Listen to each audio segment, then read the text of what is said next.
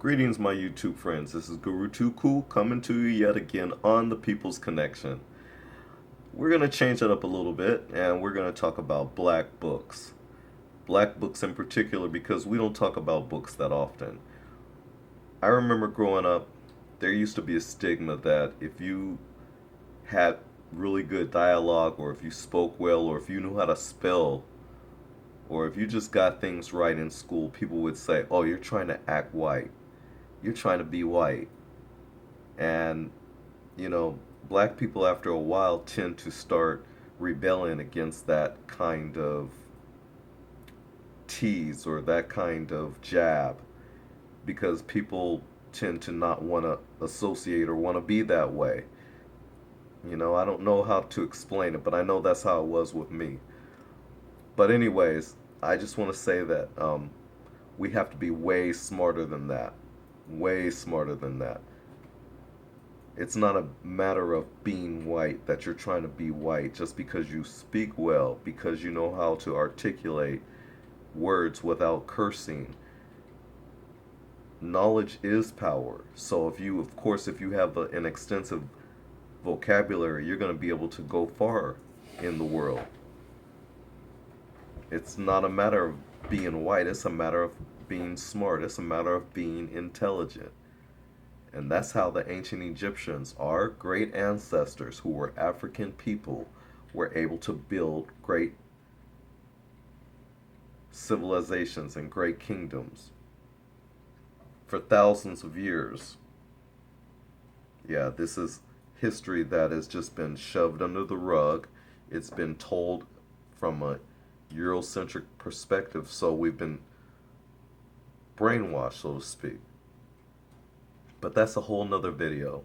This one is about books. And so with that said, I'm going to move to a book in particular that I just got recently. I haven't read it yet, but I want to share it with you because it's something that I treasure. I treasure my books. And so Guru Too Cool is going to start a new channel as soon as I can figure out how to do it on my channel, Guru Too Cool. I'm going to start a channel that's going to be talking about black books. I think that's something that we could benefit from. It's going to enlighten. It's going to help us. I mean, and that's what my aim is to do, is to help each other. There's a saying, each one teach one. So that's what I aim to do. So with that in mind, I'm going to share with you my first book. Like I said, I just got this book recently and I haven't read it yet. Without further ado, my first book that I'm going to be discussing is the book called Journey to Justice, and it's on the late Johnnie L. Cochran. And if you don't know who he is, and by now I'm sure you do, he is the lawyer who defended people like Tupac Shakur, but most famously, he was known for the O.J. Simpson trial. Because with that trial, he won his case. And unfortunately, we lost Johnnie Cochran March 29th in 2005. And so this book to me is very special because, like I said, I just recently came across it. A friend of mine found it at a bookstore, and the significant thing about this book is something that I want to share with you. And let me show you. When I opened up the book, the first thing I came across was on the title page, Journey to Justice, was um, who the book was addressed to. And the book is addressed to what looks like Johnnie. It says, "Peace and blessings, and I hope you enjoy my journey to justice." And the signature, of course, looks like Johnnie L. Cochran, signed March 22nd, 1997. I was floored when I saw that. And again, books to me are very, very special as it is for knowledge sake. But for me to get a book that was actually signed by the author, and this author happens to be a great black man who I totally respected while he was alive, I'm thrilled. As I open the book further, there are three poems that are inside the book. The first one written by Richard Wright called 12 Million Black Voices. The second one written by Jesse Jackson. And the third poem written by Johnnie Cochran. And that's the one that I'm going to read to you because he's the author and that's what this book is about, Johnnie Cochran. So with further ado, let's not run and hide. Let's acknowledge the divide. Let's work together to make things better. That was in Bridging the Divide by Johnnie L. Cochran, Jr. in 1995. Okay, so as I browse over the table of contents, here's exactly what the chapters go through. We first start off with the introduction, of course, but chapter 1 is Gifts of the Spirit. Chapter 2 is In the Glow of the Golden Dream. Chapter 3 is A Wider World.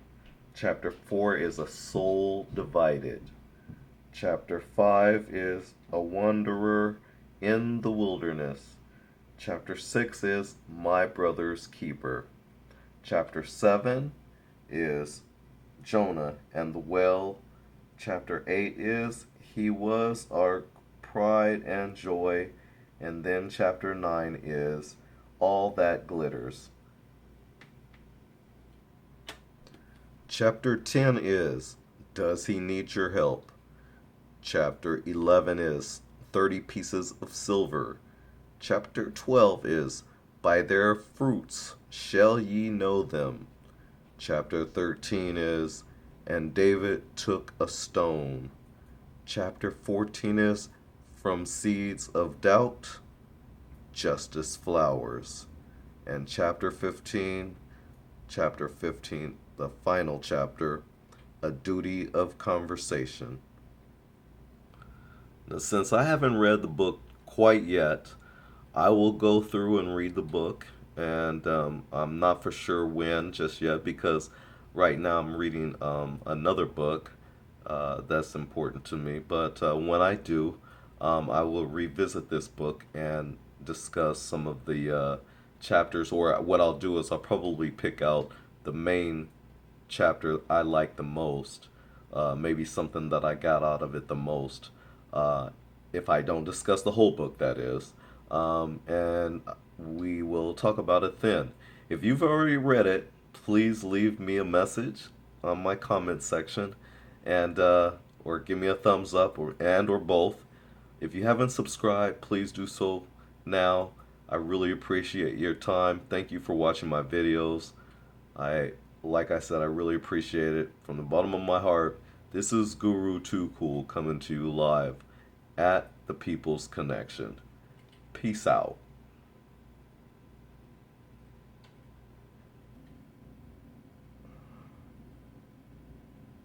Read a book. A mind is a terrible thing to waste. Help uplift the race. Peace.